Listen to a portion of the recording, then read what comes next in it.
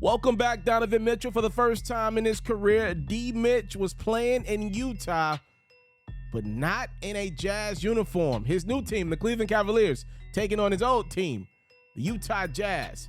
Mitchell definitely didn't mind putting on a show for his former fans.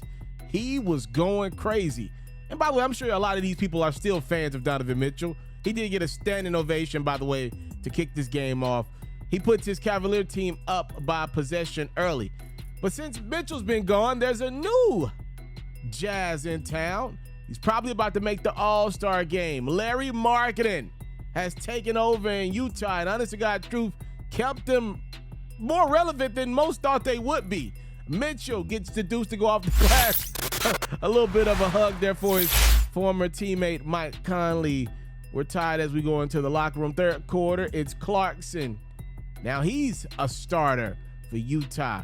Came off the bench when Mitchell was there. Now he's starting, putting in work. Also making passes to Larry Markkanen. Markkanen had 25 points. Utah's up 4 in the fourth. Karis LeVert spins that bad boy in. You know this is going to be a really good basketball game with Mitchell in the building. And it was just that. Mitchell going back to work. Look at this beautiful fake. Mitchell, 2 of his 46 points. Do you miss me? The Cavaliers are up 5 with 85 seconds to go. But here comes Mitchell's former teammate Clarkson with the 3. He get fouled as well. He make that 4-point play. Then also got fouled again on another 3-pointer by LeVert. And then you see the floater there goes. Clarkson's team high 32 points helped the Jazz spoil Donovan Mitchell's Salt Lake City return. So yes, the Utah Jazz, they won the game, but I want to be clear with you guys. The Cleveland Cavaliers are going to win this war. Okay, Donovan went for 46. So you can get caught up in the semantics all you want about the Cavaliers losing a regular season game to the Utah Jazz. But the reality is Utah came in this season really pretty much on a crapshoot. They want Victor Wembanyama like a lot of other teams want him, and you should want him. He's a phenomenal looking talent.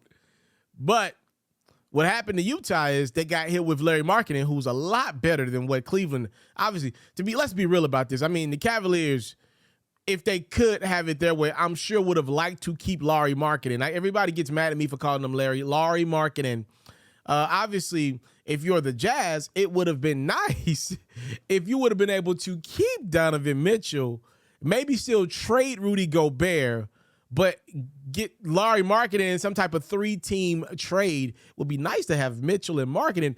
I guess a good conversation for Danny Ainge would be, do you even need to get in the Victor Wembanyama sweepstakes with the way Markkanen's playing this year? That's a conversation for another day. But the reality is Markkanen's playing so good, the Jazz are going to fool around and not be in the Victor Wembanyama conversation. That's where we're at. He's heading to the All-Star game. He's got the Jazz looking as competitive pretty much as anybody else in the NBA night to night. That's the thing. Nobody's running away in the East or the West. The standings are close. A lot of teams are going to be in the mix because everybody's pretty much playing a little bit above 500 basketball out West. So the Jazz are going to be right there and to make the playoffs, which means Victor Wembanyama, game so good, make you want to smack your mama. It's not going to be a talking point for Utah the way they're playing right now because Markkanen is playing at an all-star level, going to be an all-star. So, yeah.